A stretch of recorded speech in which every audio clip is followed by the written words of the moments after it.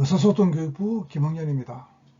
이번 시간에는 앞서 우리가 분류했던 내가 사랑하는 것들의 범위를 5가지에 따라 어떻게 글을 쓰고 있는지 그 예시를 보도록 하겠습니다. 내가 사랑하는 것들 5가지 예시문을 살펴볼 것입니다. 여기 나오는 예시문들은 잘 쓴 글이라기보다는 우리가 앞서 분류한 그런 분류에 해당하는 글이라는 의미로 소개를 하는 것입니다. 제일 많은 비율을 차지하는 글들이 가까운 대상들이었습니다. 그 다음에는 친미와 특기, 추억물이나 고향, 평안한 일상, 명상, 기타 이런 순으로 비율을 차지한다고 할 수 있습니다. 첫째, 가장 많은 비중을 차지하는 가까운 대상들에 대한 예문을 하나 살펴보도록 하겠습니다. 내가 가족을 사랑하는 이유들. 사람들은 누구나 사랑하는 대상이 있기 마련이다. 사람을 사랑할 수도 있고 어떤 물건을 사랑할 수도 있다. 나도 사랑하는 대상이 있다면 가족이라고 당당히 말할 수 있다. 또 내가 가족을 사랑하는 데에는 명확한 이유들이 있다. 그런 이유들을 이야기해 보려고 한다. 내가 가족을 사랑한다. 그것이 주제가 되겠습니다. 본론 첫째 단락입니다. 첫째, 가족이 나를 항상 반겨주기 때문에 나는 가족을 사랑한다. 나는 가족을 반가워하지 않아도 내가 일을 하거나 학교를 갔다 집에 돌아오면 가족이 있다. 내가 중고등학교를 다닐 때 늦은 밤 학원에서 돌아오면 가족은 항상 나를 반겨주었다. 내가 학교에서 사고를 쳐도 학교에서 선생님께 꾸지람을 들어도 가족은 항상 나를 반겨주었다. 내가 요즘도 주말마다 집에 가면 가족이 항상 나를 반겨준다. 나는 가족에게 그렇게 잘해준 것도 없는데 나를 항상 반겨주는 가족을 나는 사랑한다. 둘째, 가족은 나의 큰 버팀목이 되기 때문에 나는 가족을 사랑한다. 사람은 누구나 인생을 살아가는 데 있어 힘든 시기가 있다. 그때 손을 잡아줄 사람, 위로해줄 누군가가 있다면 그 힘든 시기를 극복해 나갈 수 있고 또 정말 고마울 것이다. 나는 이렇게 나에게 큰 버팀목이 되어준 가족을 사랑한다. 본론 첫째 단락에서는 가족이 나를 반겨주기 때문에 가족을 사랑한다. 둘째 단락에서는 가족은 나에게 언제나 큰 버팀목이 되어주기 때문에 가족을 사랑한다. 이렇게 이야기하고 있습니다. 가족을 사랑하는 이유. 셋째, 내가 가족을 사랑하는 이유는 가족 역시 나를 진정으로 사랑해주고 있기 때문이다.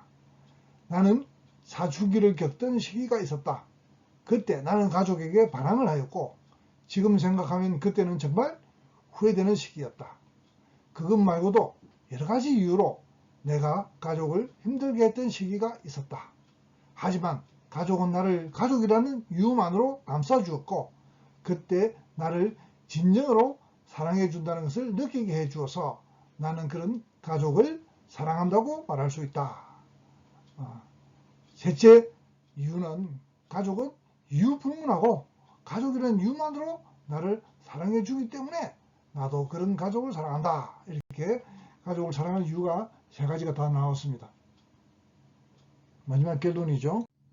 나는 지금 당장이라도 가족이 없으면 살아갈 수가 없을 것 같고 나는 내 삶에서 가족이 가장 큰 힘이 된다고 생각한다.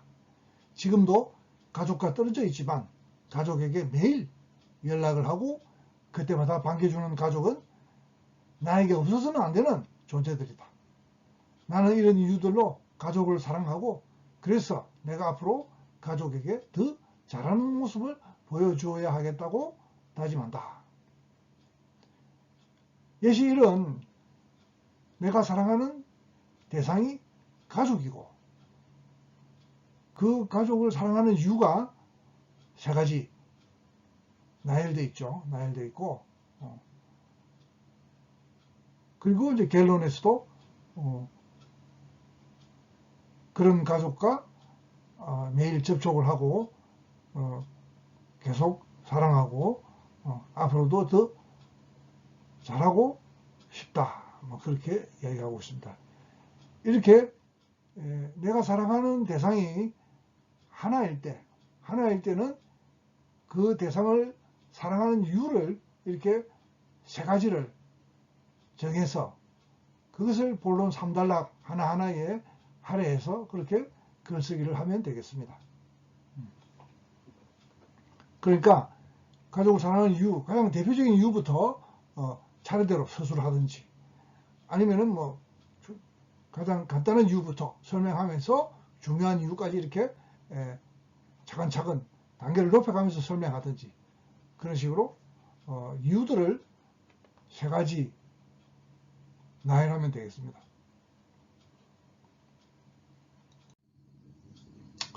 자, 내가 사랑하는 것들 중에서 취미나 특기 같은 것을 사랑하는 경우를 예를 보겠습니다. 캠핑이죠. 캠핑. 사람은 심신이 힘들 때 자신이 사랑하는 대상을 옆에 두고 그로부터 위로를 받고 싶어 한다. 혹은 자신이 원하는 곳으로 현실 도피를 하고 싶어 한다.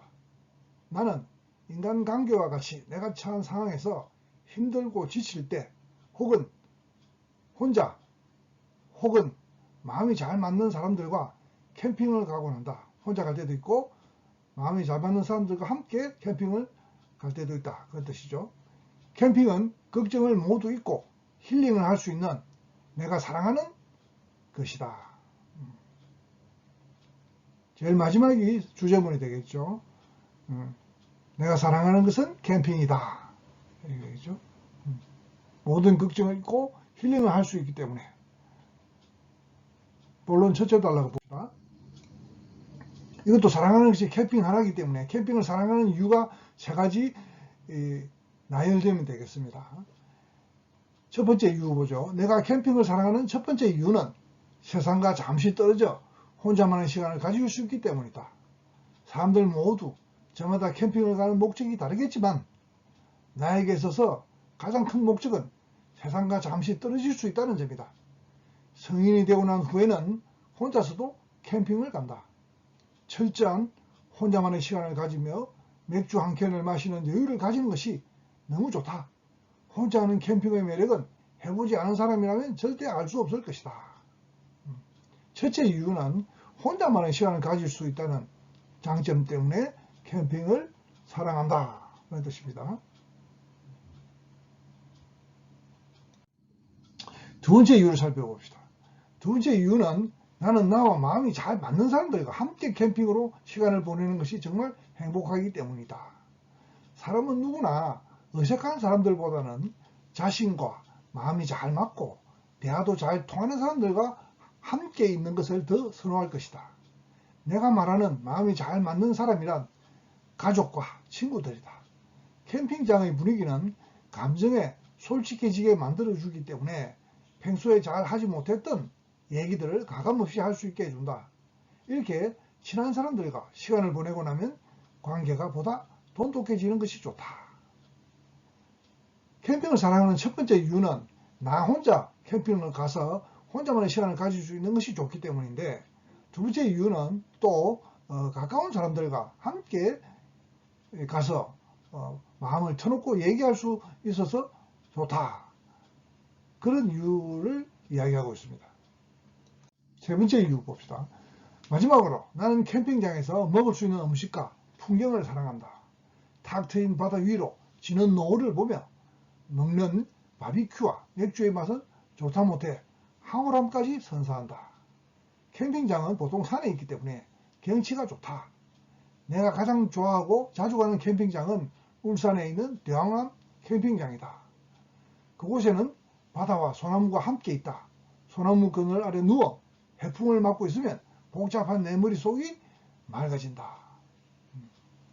마지막 류는 캠핑장에서 느낄 수 있는, 즐길 수 있는 여러 가지 그런 내용들이 담겨 있습니다. 그러니까 혼자 가건, 본론 첫 단락에서 이야기하는 것처럼 혼자 가건 또는 두째 단락에서 이야기하는 가족이나 친구들과 같이 가건, 어쨌든 세 번째 단락에서는 이렇게 캠핑장에서만 느낄 수 있는 이런 멋과 맛, 낭만 그런 것들이 있다, 그런 이야기입니다.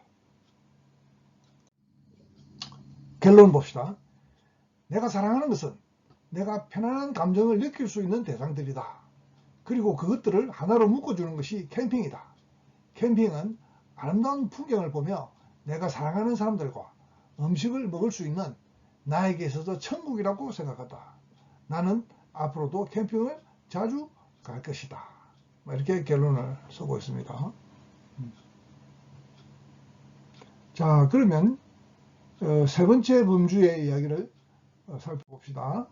세 번째 범주의 이야기는 평온한 일상인데, 이 학생은 평범한 일상이라고 제목을 붙였습니다. 매일 반복되는 일상 속에서 내가 사랑하는 것을 찾기는 쉽지 않을 것이다. 하지만 나는 남들과 다를 것 없고 매일 똑같은 일상이 내가 살아가는 것을 느끼게 해주는 순간들이므로 나는 그 일상을 내가 사랑하는 것이라고 생각한다. 다시 오지 않을 그 순간들이 모여 현재의 나를 만든 것이다. 그 순간들을 돌이켜보면 일상이 나의 행복이라는 것을 알게 되었다. 그래서 나는 지금부터 남들과 다를 것이 없는 내 평범한 일상에 대해 말해보려 한다. 일상이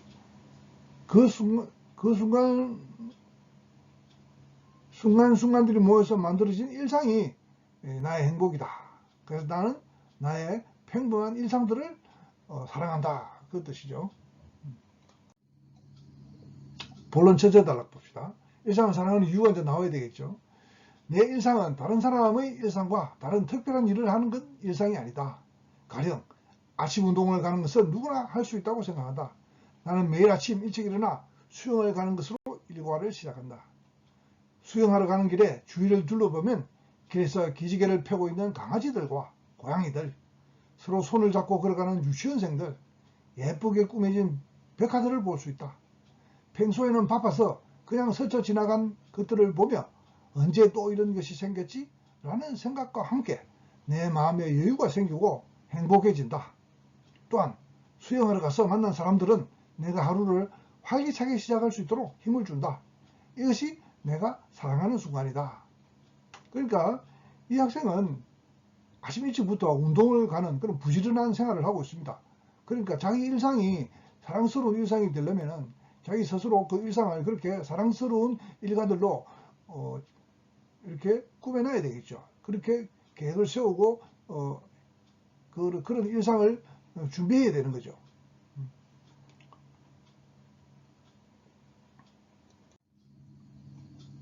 그 다음 나의 일과는 학교에 가는 것이다. 학교에 가면 하는 일은 항상 똑같다. 수업을 듣고 질문을 하고 공부를 하는 것의 반복이다. 내가 학교에 가는 것은 힘들고 지치는 일이지만 학교 친구들을 만나 새로운 인연들을 만들어가는 것은 내 일상을 의미있게 만들어준다. 새로운 지식을 알아가는 것도 내가 살아있다는 것을 증명하는 것처럼 느껴진다. 지친 하루에 만나는 친구들은 내게 위안이 되기도 하고 내 삶의 활력소가 되기도 한다.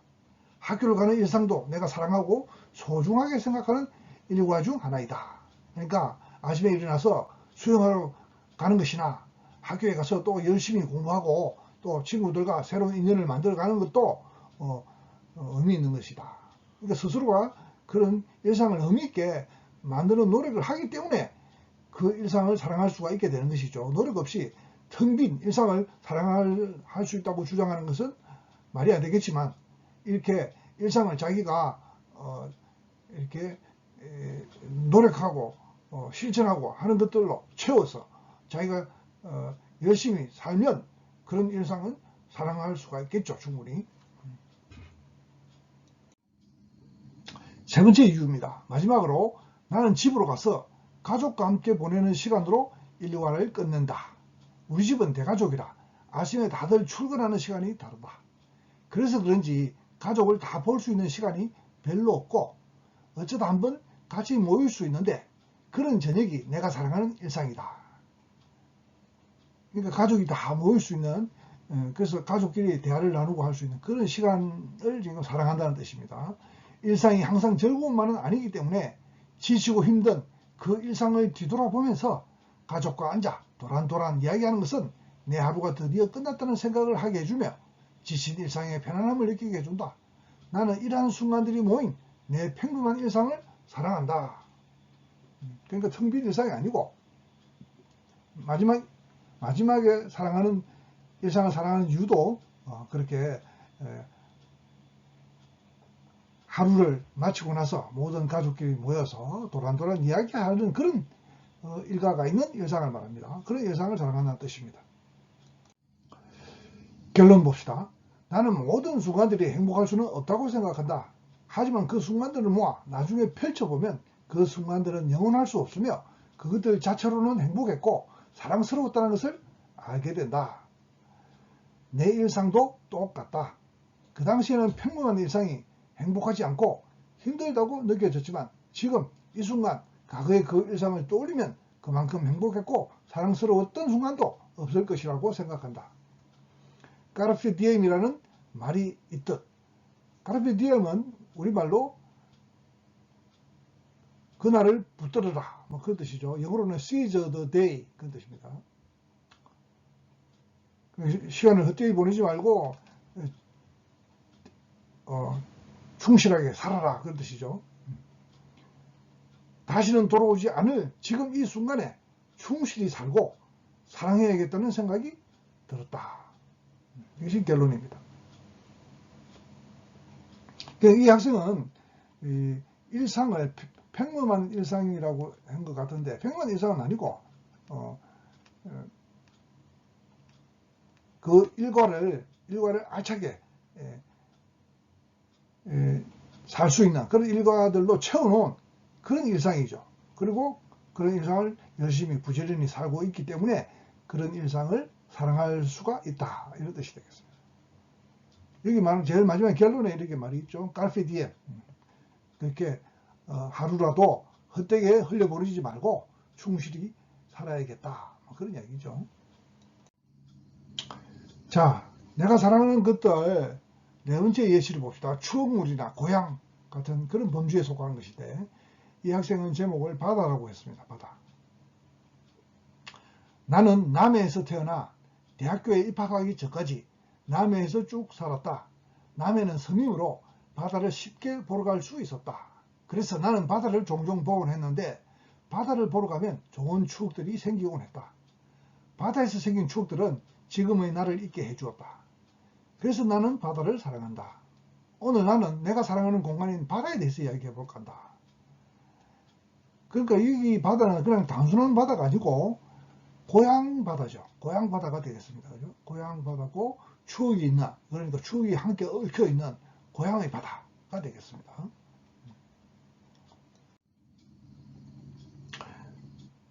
첫 단락입니다. 본론 첫 단락. 주말에 종종 우리 가족은 드라이브를 가곤 했다. 해안 도로를 따라 달리며 바깥 풍경도 보고 시원한 바닷바람을 쐬곤 했다. 날씨가 정말 좋은 날씨면 푸른 바다는 빛을 내고 새들과 물고기들이 우리를 반겼다. 가끔 우리 가족은 낚시를 갔다. 낚시 장비를 챙기고 바닷가에 가서 물고기가 잡히길 기다렸다. 그 시간 동안 우리는 서로 못다한 얘기들을 나누며 기다렸다. 바다는 이와 같이 나에게 가족과 함께 할 수 있는 공간이 되어주었다. 바다가 있는 남해에 살고 있으니까 그 바다는 특별한 공간이라기보다는 그냥 일상의 공간이 되는 것이죠. 일상의 공간인데 가족과 함께 할 수 있는 공간이 될 수 있다. 가족과 못다한 이야기를 나누면서 가족들끼리 이렇게 함께 시간을 보내지 않는다면 가족과 할 수 있는 공간이 안 되겠지만 가족과 함께 이렇게 같이 시간을 보낼 수 있으니까 가족과 함께 할 수 있는 공간이 되는 거죠. 두째 단락. 본론 두째 단락을 봅시다. 또한 바다는 나에게 친구들과 함께 할 수 있는 공간을 줬다. 첫째, 본론 첫째 단락이 가족과 함께 할 수 있는 바다. 두째 단락은 친구들과 함께 할 수 있는 바다. 그 뜻이 되겠습니다. 내가 다닌 고등학교는 시골 마을에 있어 조금만 걸어가면 해안도로가 있었다. 고등학교 3학년 이야기, 한창 입시를 준비할 시기의 이야기이다. 수시 접수 이후 발표가 나는 시기라서 친구들은 너도 나도 할 것 없이 모두 자존감이 바닥을 치고 있었다. 어느 날 학교에서 야자를 하다가 우울하고 따뜻한 마음이 들어서 나는 친구들에게 다 같이 바람 쐬러 나가자고 말했다. 친구들은 기다렸다는 듯이 내 말을 듣고 그러자고 대답하였다. 우리는 야자 도중에 나와 학교 근처 해안도로에 산책을 갔다. 친구들과 서로의 걱정거리들을 얘기하고 들어주면서 걸었다. 그렇게 걷다 보면 쌀쌀한 바닷바람과 함께 우리의 걱정거리들은 잊혀지고 서로에게 고마운 감정이 들었다. 그렇게 바다는 나에게 친구들과의 소중한 공간이 되어 주었다. 본론 첫 단락이 가족과 함께 할 수 있는 소중한 공간으로서의 바다. 본론 두째 단락에서는 친구들과 함께 할 수 있는 그런 소중한 공간으로서의 바다. 셋째 단락을 봅시다. 본론 셋째 단락. 나는 종종 고민거리들에 휩싸여 우울할 때가 있다. 해결점을 찾지 못하고 방황하기 시작하면 우울한 감정들은 더 깊어지곤 했다. 그럴 때면 밖에 나가서 멀리 보이는 바다를 보곤 했다. 밤이 되면 가로등에 비춰진 바다의 물결과 넓은 공간은 나에게 안도감과 편안함을 주었다. 그렇게 바다를 보며 생각을 하다 보면 나의 복잡했던 감정들과 생각들은 어느새 정리가 되어 있고 나의 고조됐던 감정들까지 가라앉았다. 이렇게 바다는 나를 한번 돌아보며 생각을 정리할 수 있게 해주는 동시에 큰 위로가 되었다. 그러니까 바다를 사랑하는 세 번째 이유는 바다를 보고 나 자신만의 그런 생각과 감정들을 정리할 수 있는 시간을 가질 수 있는 혼자만의 공간이 되어 줄 수 있기 때문에 바다를 사랑한다, 이런 뜻입니다. 그러니까 가족과 함께 할 수 있는 공간, 그 다음에 친구들과 함께 할 수 있는 공간, 또 마지막에는 나 혼자만의 공간으로서의 바다를 좋아한다, 뭐 이런 이야기죠. 그러니까 여기서 그런 거죠. 사실은 고향, 추억 이런 것과도 연결되지만 또 그 공간 자체가 가족이나 친구 같은 가까운 대상들을 같이 이렇게 포함하는 그런 것이기 때문에 우리가 제일 비중을 많이 차지하는 그 가까운 대상, 그 범주에도 포함된다고 할 수가 있죠. 그런데 앞세운 주제가 바다이기 때문에, 고향 바다이기 때문에 이렇게 고향 추억물 이 범주에 포함시킬 수가 있었습니다. 자, 결론 봅시다. 바다는 이렇게 나에게 소중한 공간이 되어 주었다. 이런 바다를 내가 어떻게 사랑하지 않을 수가 있을까? 바다가 있었기에 내가 지금 현재 살아갈 수 있다고 말할 수 있다. 지금도 가끔 힘들 때면 나는 바다를 보러 가곤 한다. 내게 소중한 사람들과 함께 할 수 있는 공간이자 나를 쉴 수 있게 해주는 바다를 나는 사랑한다. 그렇죠? 그 소중한 사람들과 또 관련이 있는 공간입니다. 그렇죠? 가족, 가까운 대상들과 관련이 있는 공간이다. 그러니까 그 공간이 의미가 있는 것은 바로 그런 사람들 때문에 또 의미가 있는 거죠. 자, 다섯 번째 예시문을 봅시다. 명상이나 기타 뭐 그런 범주에 속한 것인데, 제목은 나를 행복하게 만들어주는 순간들. 처음 내가 사랑하는 것은 무엇일까 생각했을 때 막상 머릿속에 떠오르는 것은 별로 없었다. 사랑하다는 뜻은 그것을 몹시 아끼고 소중히 여기는 것인데 나에게는 그런 대상이 많지는 않은 것 같다. 그래서 나는 내가 어떤 대상을 떠올리면 또는 어떤 행동을 하면 행복하고 편안한 마음이 드는지 생각해 보다. 내가 어떤 대상을 떠올린다든지 어떤 행동을 해야 내가 행복하고 편안한 마음이 되는지 생각해 보았다는 거죠. 여기서 사실은 주제문은 없습니다. 내가 무엇을 사랑하는 것인지가 서론에서 있어야 되는데 그것이 사실은 명확하게 밝혀지지 않습니다. 첫째, 나는 우선 혼자만의 시간을 가질 때 내 마음이 편안한 것 같다. 물론 밖에서 사람들을 만나면서 시간을 보내는 것도 의미있고 좋은 일이지만 나에겐 그런 상황 자체가 하나의 임무 같고 왠지 모르게 불편한 마음도 든다. 일과를 마치고 집에 돌아오면 비로소 긴장이 풀리고 나다운 내가 되는 것 같다. 나는 집에서도 어느 정도 가족과 떨어져 나 혼자 재충전하는 시간이 필요하다. 이런 까탈스러운 성격을 가진 내가 조금은 원망스러울 때도 있지만 나는 이런 내 모습도 사랑한다.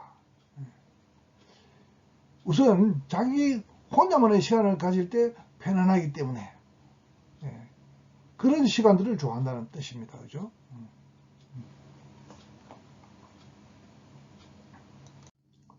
두 번째 봅시다. 또 나는 운동을 할 때 정말 행복하다고 느낀다. 어렸을 때부터 공을 차고 뛰어다니는 걸 좋아했던 나는 체육 시간을 정말 좋아했다. 나는 운동신경이 좋아 친구들의 선망의 대상이었던 것도 기분이 좋았고 반에서 대표로 체육대회에서 활약했던 것도 좋은 기억으로 남아있다.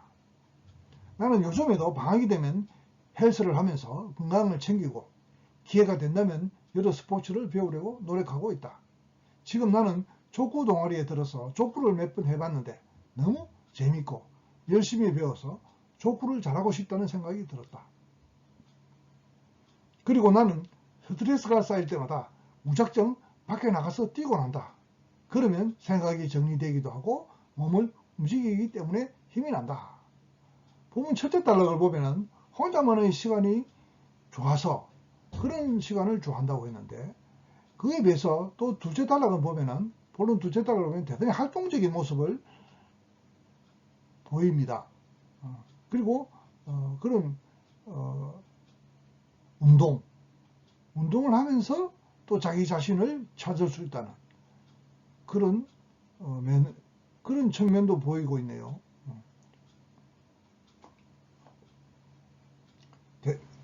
본론 첫째 단락에서 말하는 대단히 그 정적인 그런 그 환경을 좋아한다는 그런 생각도 있고 본론 둘째 단락처럼 뭡니까? 운동을 하면서 또 자기 자신을 정리할 수 있다. 자기 자신의 생각이 정리되고 또 힘이 생긴다. 그래서 그런 운동하는 순간들을 좋아한다. 그런 얘기죠. 자신을 잊을 수 있다는 거죠. 운동하는 동안에 잊을 수 있고 스트레스를 없앨 수가 있고 생각을 말끔히 정리할 수 있다. 그런 뜻인 것 같습니다. 세 번째 이유를 봅시다. 그리고 나는 과거를 추억하는 것을 좋아한다. 지난 일을 회상하면 그땐 미처 알지 못했던 감정들이 눈에 보이는 것 같다. 나는 어릴 때 어머니의 가게에 자주 놀러 가곤 했는데 가게 주변에서 어머니와 동생과의 소소한 추억들이 굉장히 많다. 그래서 가끔 그 주변을 지나가게 되면 그때의 기억이 새록새록해서 기분이 이상하다. 그때 몰랐지만 지나고 보니 정말 걱정 없이 행복했던 학창 시절을 회상하는 것도 재밌다. 요즘 따라 과거로 돌아가고 싶다는 생각을 자주 한다. 하지만 아무리 생각한들 시간을 되돌릴 수는 없으니 행복했던 과거에 감사하고 그 대상을 추억 속에 간직하는 것이 바람직할 것 같다. 셋째 단락은 또 과거를 추억하는 그런 시간을 갖는 것을 좋아한다. 그런 뜻입니다. 그러니까 본론 세 가지 단락을 보면은 첫째 단락과 마지막 단락은 이 학생이 상당히 그런 정적이고 조용한 분위기에서 자기 혼자만의 시간을 갖는 것을 좋아한다. 그런 것을 알 수가 있습니다. 두 번째, 운동을 하는 것도 사실은 대단히 다이내믹한 그런 상황이긴 하지만 그런 운동을 통해서 자기 머리를 말끔하게 정리하고 그럴 수가 있다는 것은 이해가 됩니다. 결론 달라고 봅시다. 바쁜 일상을 살다 보면 가끔 우울해질 때도 있고 힘이 빠질 때도 있다. 그때마다 나는 내가 사랑하는 것들을 떠올리면서 행복해하고 나를 더 편안하게 만들어줘야겠다. 나 자신을 사랑하고 가꾸어주는 것이 가장 중요한 것 같다. 나를 사랑해야 다른 대상들도 안정적이게 사랑할 수 있을 것이다. 이렇게 결론을 내리고 있습니다. 어쨌든 자아 성찰, 자기 자신을 되돌아보는 그런 시간들을 갖기를 바라는, 그래서 나 혼자만의 시간을 좋아하는 그런 사람입니다. 전체적으로 볼 때 운동하는 것도 좋아하는 면이 있지만, 이상입니다. 우리 수업 중에 생기는 의문점은 밴드에 와서 딜답 채팅을 통해서 해결할 수가 있고, 나머지 의문사항은 이 클래스 질답 게시판이나 문자를 통해서 질문을 하면 적당한 시간에 답을 하도록 하겠습니다. 수고했습니다.